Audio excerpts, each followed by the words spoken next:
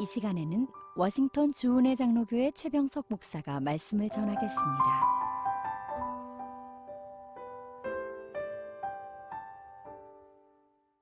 이 거룩한 주일 아침에 하나님께서 우리에게 허락하신 말씀은 요한복음 3장 16절입니다. 하나님이 세상을 이처럼 사랑하사 독생자를 주셨으니 이는 저를 믿는 자마다 멸망치 않고 영생을 얻게 하려 하심이니라. 아멘. 저는 오늘 주신 말씀을 힘입어서 죽음에서 생명으로 라는 제목으로 말씀을 증거하고자 합니다. 여러분 혹시 스티브 잡스라는 사람을 아십니까? 우리가 사용하고 있는 스마트폰의 시대를 연 애플사의 창업자죠. 아실지도 모르겠지만 스티브 잡스는 췌장암으로 고인이 되었습니다. 그런데 스티브 잡스의 인생이 너무나도 대단했나 봅니다. 스티브 잡스라는 자서전이 출판이 되었고 많은 판매고를 올렸기 때문입니다. 그런데 이 자서전의 작가인 월터 아이잭스는 언론 인터뷰에서 잡스는 가족의 요청에도 9개월 동안 암 수술을 거부했으며 대체 치료를 원했답니다. 잡스는 식이요법으로 병을 치료하려 했고 심령론자를 찾아가기도 했으며 자연주의적인 방식으로 찾으려 했고 몸에 칼을 대는 수술을 거부했다라는 거죠. 스티브 잡스는 희귀 종양을 없애기 위해서 자신의 신념을 굽히지 않았습니다. 외과 수술보다 다른 방식의 치료를 원했던 거죠. 수술을 미루던 잡스는 결국 상태가 악화됐고 수술을 더 일찍 받지 않은 것을 후회했다고 합니다. 그리고 결국 잡스는 죽게 됩니다.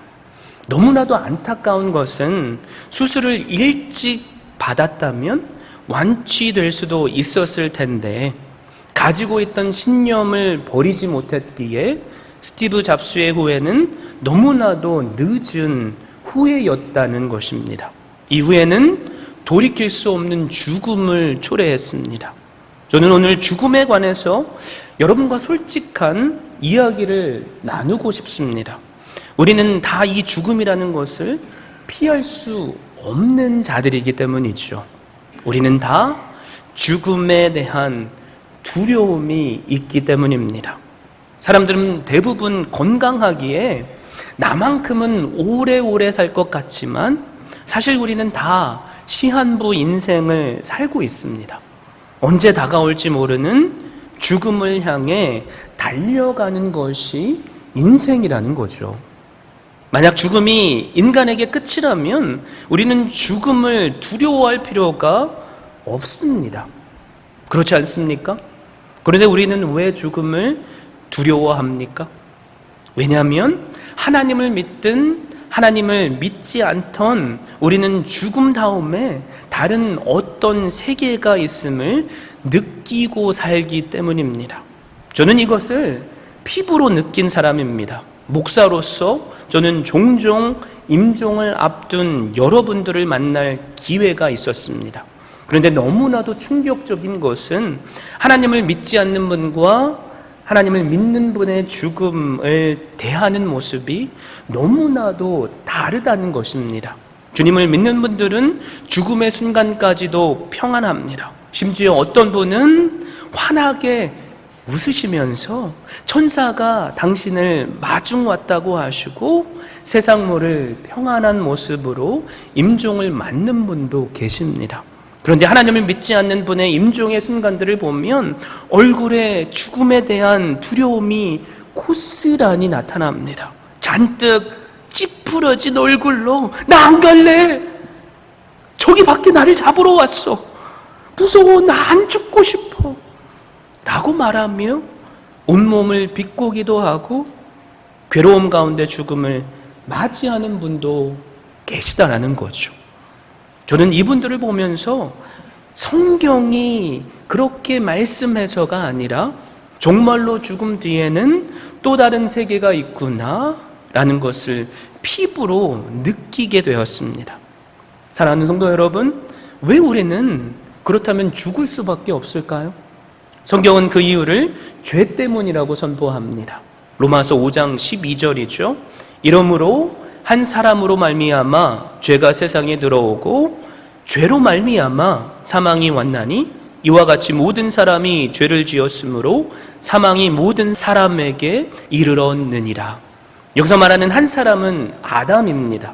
아담은 하나님께서 천지를 창조하시고 처음으로 만든 사람이죠. 아담은 모든 인류의 그래서 조상이 됩니다.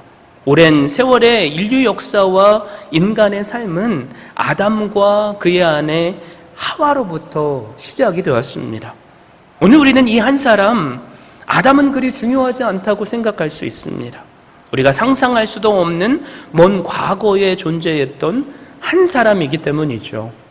그러나 바로 이 한 사람이 우리에게 얼마나 큰 영향을 끼쳤는지 모릅니다. 성경은 한 사람 아담으로부터 모든 인간에게 임한 결과를 두 가지로 말씀합니다. 한 사람 아담으로부터 임한 첫 번째 결과는 죄입니다. 이러므로 한 사람으로 말미암아 죄가 세상에 들어오고 라고 했습니다.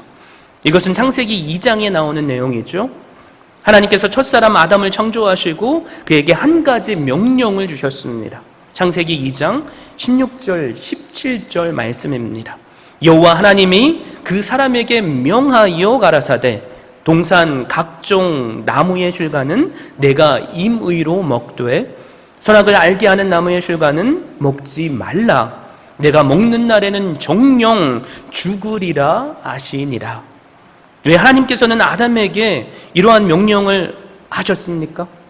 그냥 아무런 제약도 하지 않으시고 에덴 동산에서 자유롭게 살도록 하실 수도 있었을 것입니다.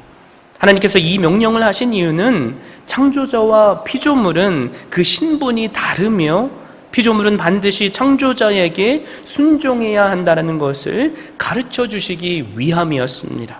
사람은 창조자가 주시는 법칙 안에서만 자유할 수 있고 행복할 수 있음을 알게 하신 것입니다. 한 가지 예를 들어 보겠습니다.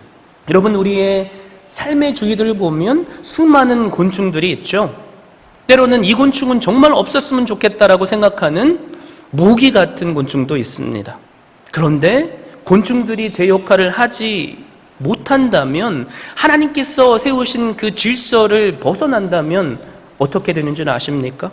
재생, 채취, 가루바지 역할을 하지 않는다면 인간은 몇 달 안에 멸종을 면치 못할 것이라고 세상에 나쁜 벌레는 없다라는 책의 저자가 이야기합니다.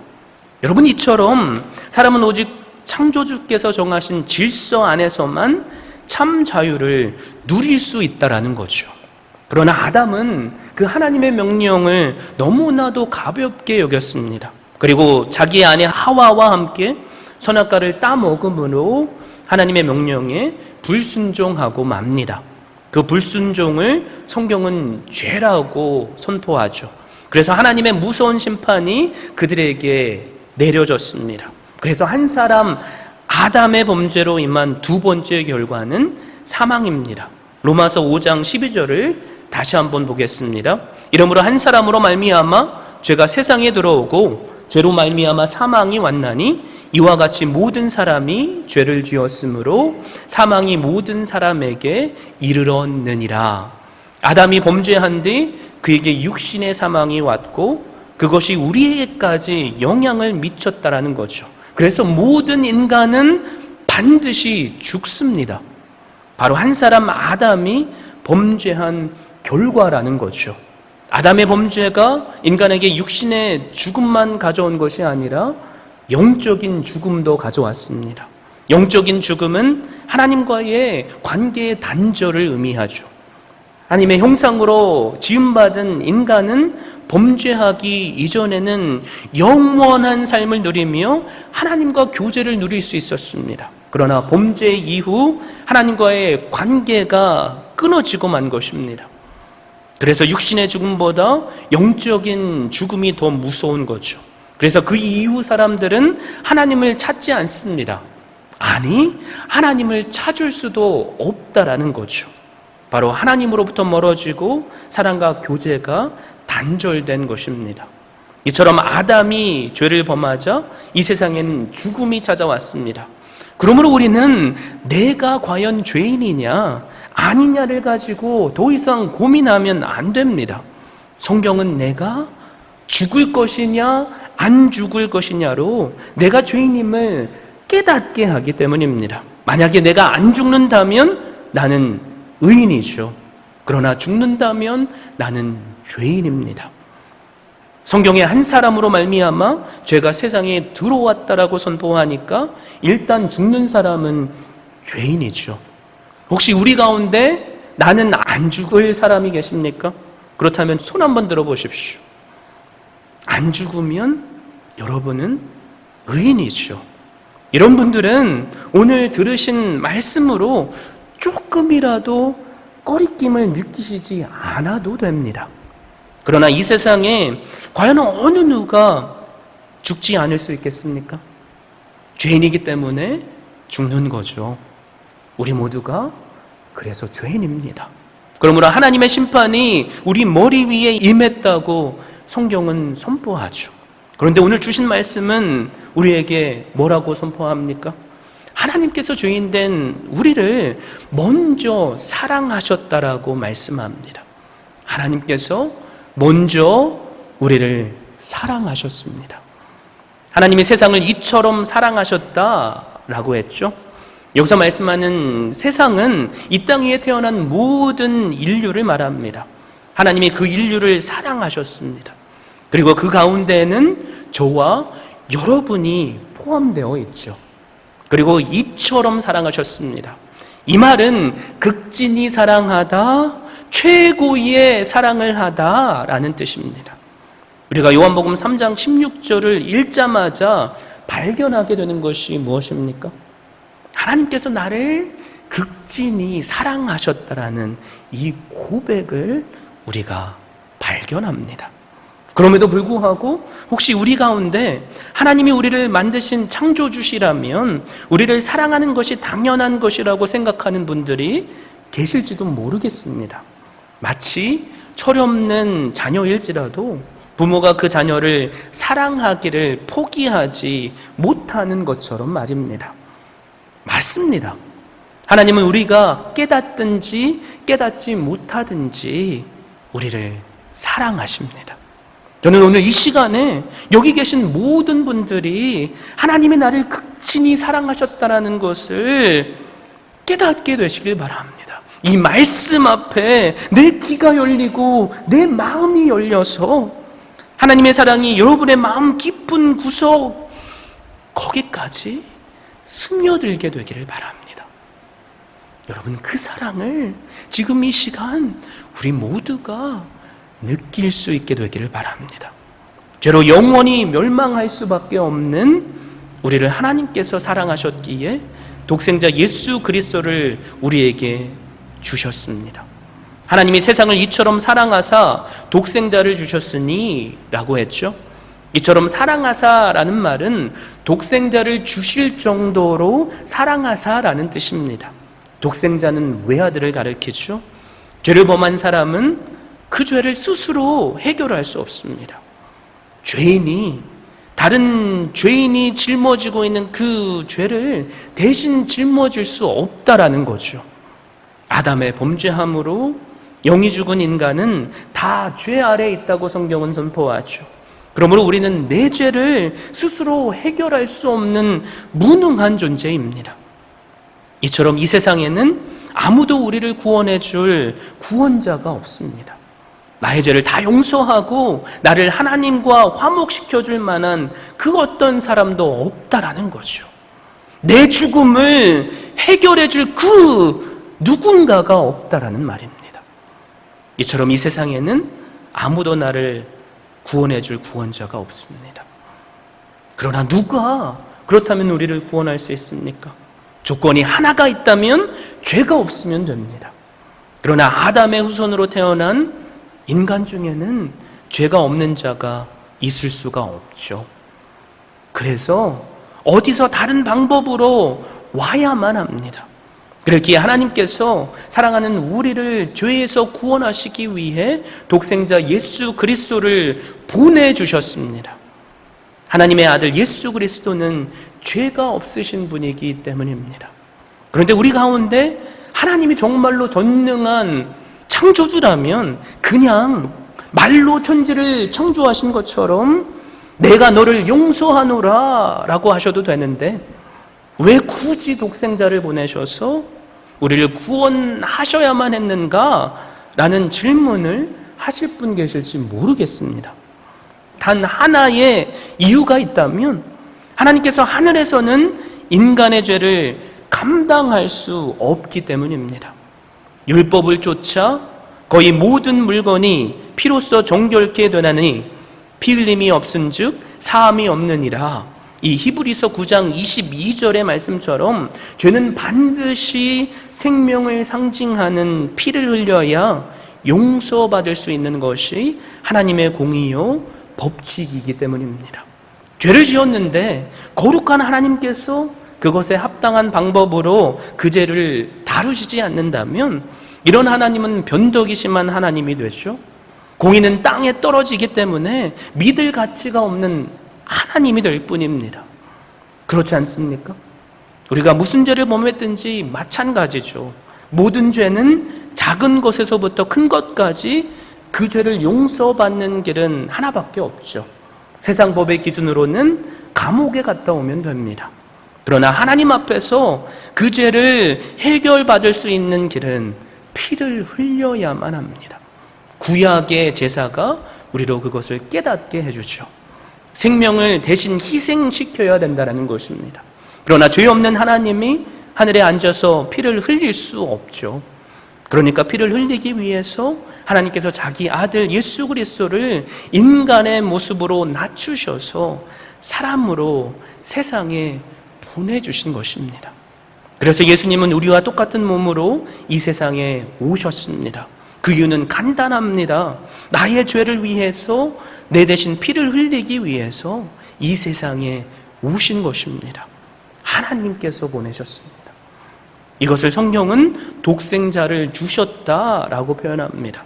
주셨다라는 단어의 뜻은 보내다, 넘겨주다, 값을 지불하다라는 뜻이 있습니다. 그러므로 독생자를 주셨다는 뜻은 예수님께서 이 땅에 육신의 옷을 입으시고 오신 것뿐만이 아니라 우리 죄를 위하여 십자가에서 피 흘려 돌아가신 것을 말씀합니다. 죄값으로 죽어야 할 우리를 대신해서 자신의 생명을 대신 주신 것이 바로 독생자를 주셨다라는 의미인 것입니다. 무슨 말입니까? 죄 지은 사람은 반드시 죽게 되어 있는데 우리 예수님께서 이 세상에 오셔서 내가 설 죽음의 자리에 대신 십자가로 서셨다라는 거죠. 그래서 십자가를 주셨습니다. 십자가는 가장 참혹스러운 죽음이요 가장 저주스러운 죽음입니다. 이 죽음을 하나님이 예수님께 지시게 하셨다라는 거죠. 예수님이 지신 십자가는 하나님이 우리를 얼마나 사랑하는가를 증명해 주는 가장 확실한 증표가 됩니다. 그래서 로마서 5장 8절은 이렇게 선포하죠. 우리가 아직 죄인 되었을 때에 그리스도께서 우리를 위하여 죽으심으로 하나님께서 우리에게 대한 자기의 사랑을 확증하셨느니라. 여러분께 다시 한번 말씀드립니다. 우리가 하나님을 사랑한 것이 아닙니다. 오직 하나님께서 우리를 먼저 사랑하셔서 우리의 죄를 사해해 주시기 위해 자기 외아들 되시는 예수 그리스도를 십자가에 죽이는 제물로 내어 놓으셨습니다. 하나님은 이처럼 우리를 사랑하셨습니다. 사랑하지 않아도 될 대상들임에도 불구하고 그냥 내버려 두면 저절로 멸망의 그 죽음에 이르게 될 우리들임에도 불구하고 하나님은 최고의 사랑을 쏟아 부으셨습니다. 우리가 먼저 사랑한 것이 아니죠. 하나님이 먼저 우리를 사랑하셨습니다. 사랑하는 성도 여러분, 여러분은 하나님의 사랑이 얼마나 큰 사랑인지 들으셨죠? 들음으로 그치지 않게 되기를 바랍니다. 우리가 해야 할 것이 있다면 단 하나죠. 이 하나님의 사랑을 우리가 받는 것입니다. 그 받는 방법은 간단합니다. 누구든지 저를 믿는 자는 이라고 했죠. 예수님이 세상에 나를 위해 오셨고 십자가에서 죽으셨고 3일 만에 다시 살아나셔서 이제는 나를 하나님 앞으로 인도하실 유일한 구원자 되심을, 나에게 영원한 생명을 주시는 나의 구세주이심을 믿으면 됩니다. 복음은 그 복음을 듣는 모든 사람에게 열려져 있습니다. 그러나 복음의 효력은 저를 믿는 자, 예수님을 믿는 사람에게만 일어납니다. 지금 세상에는 77억의 사람이 살고 있다고 합니다. 과거에도 수많은 사람들이 태어났다가 죽었지만 구원을 얻은 사람은 오직 예수님을 믿는 사람들 뿐입니다. 이처럼 독생자 예수 그리스도를 믿는 자는 결코 멸망하지 않습니다. 구원은 멸망치 않고 영생을 얻는 것입니다. 요한복음 3장 16절 제가 한번 다시 읽죠. 하나님이 세상을 이처럼 사랑하사 독생자를 주셨으니 이는 저를 믿는 자마다 멸망치 않고 영생을 얻게 하려 하심이니라. 예수 그리스도를 믿는 자는 멸망치 않고 영생을 얻습니다. 이 말씀은 믿는 것, 안 믿는 것 둘 중 하나를 우리가 선택해야 한다라는 말입니다. 멸망이면 멸망, 영생이면 영생, 둘 중 하나만을 우리가 택해야 한다라는 거죠. 이 세상 사람들은 모두 죄인이기에 멸망할 수밖에 없습니다. 죄를 지었기에 멸망한 것이 아니죠. 죄인이기에 멸망당하는 것입니다. 그런데 하나님께서 보내신 독생자를 믿는 자는 누구나 멸망당할 운명에서 구원을 받습니다. 영생을 얻게 되는 거죠. 영생이 무엇입니까? 영원히 사는 것입니다. 바로 예수님이 이 땅에 오셔서 십자가에 못 박혀 죽으시고 부활하신 것이 우리의 영생을 위한 것입니다. 이것이 예수님께서 이 땅에 오신 유일한 이유였습니다. 이 사실을 알고 믿는 사람에게 영생이 주어집니다. 요한복음 17장 3절 말씀이죠. 영생은 곧 유일하신 참 하나님과 그의 보내신 자 예수 그리스도를 아는 것이니이다. 하나님과 예수님이 누구신지 알게 되면 우리는 그분을 믿을 수 있죠. 믿으면 우리에게 영생이 주어집니다. 여기서 아는 것은 지식적으로 아는 것이 아니죠. 지식적으로, 감정적으로, 의지적으로 모든 것을 다해서 믿는 것입니다. 저를 믿는 자마다 멸망치 않고 영생을 얻게 하려 하심이니라. 이 하나님의 원대한 우리를 향한 구원이 이루어진다라는 거죠. 요한복음 1장 12절은 말씀합니다. 영접하는 자, 곧 그 이름을 믿는 자들에게는 하나님의 자녀가 되는 권세를 주셨으니, 예수 그리스도를 믿으면 모두 하나님의 자녀가 되고 구원을 받는다라는 말이죠. 저는 여기 계신 모든 분들이 멸망하게 되지 않기를 바랍니다. 영원한 죽음에 이르지 않기를 바랍니다. 그러기에 저는 오늘 이 시간 여러분이 결단하실 수 있도록 하나님께서 인도해 주시기를 간절히 바랍니다. 맞습니다. 저는 죽을 수밖에 없는 죄인입니다. 저는 죽음 뒤에 또 다른 세계가 있음을 믿습니다. 이게 언제 찾아올지 모르는 불청객과 같은 죽음이 너무나도 두렵습니다. 이 죽음의 문제가 예수 그리스도를 통해 해결되는 문제라면 제가 지금 예수 그리스도를 믿겠습니다. 하나님 나를 독생자를 주시기까지 사랑하셨다라는 그 사랑이 지금 온전히 깨달아지지 않을지라도 그 사랑 제가 받고 누리고 싶습니다. 예수님, 제가 그 사랑 받기를 원합니다. 혹시 우리 가운데 예수님을 믿고 있습니까? 그렇다면 그렇다면 그 예수 그리스도 그 십자가의 그 사랑 하나만으로도 만족했던 과거의 내 기쁨, 그 첫사랑, 주님 오늘 다시 주신 이 귀한 요한복음 3장 16절의 말씀으로 제가 회복되기를 원합니다. 내 안에 상황을 주님께서 아시죠.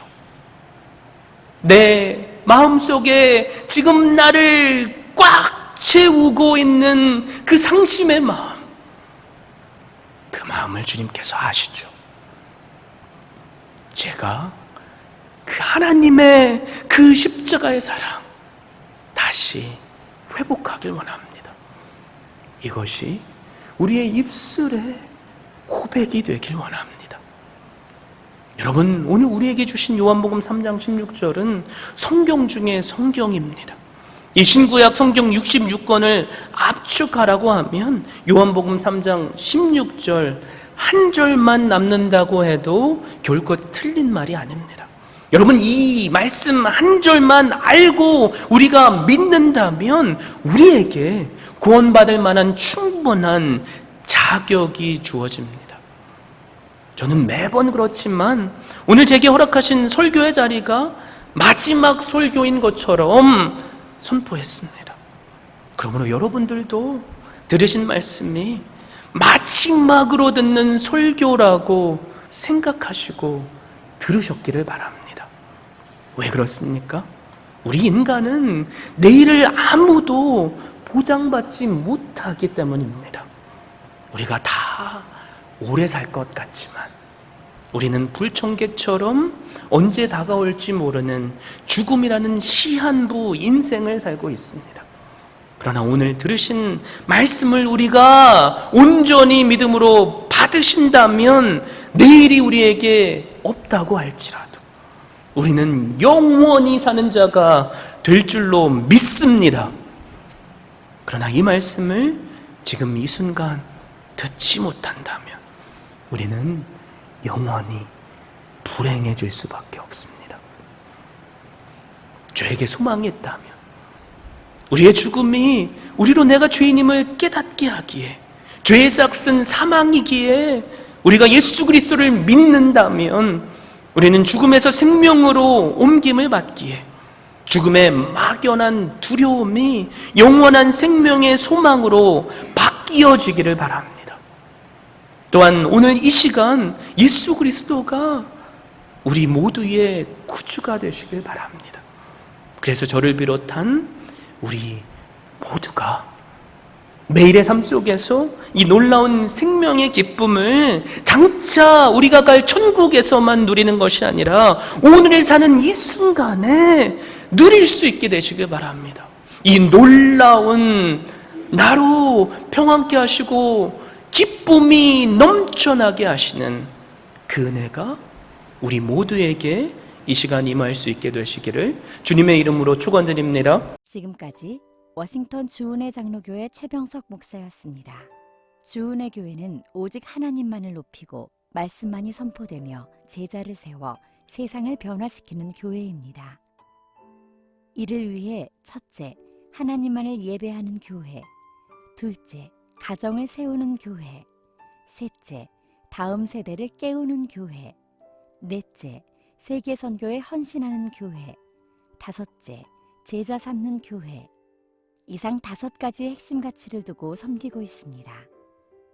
워싱턴 주은혜 장로교회 주일 예배는 오전 11시, 수요 예배는 오후 8시, 새벽 예배는 화요일부터 토요일 오전 6시에 드리며 주소는 12851 나이트 아크로드, 페어팩스, 버지니아 22030입니다. 여러분을 예배의 자리로 초청합니다.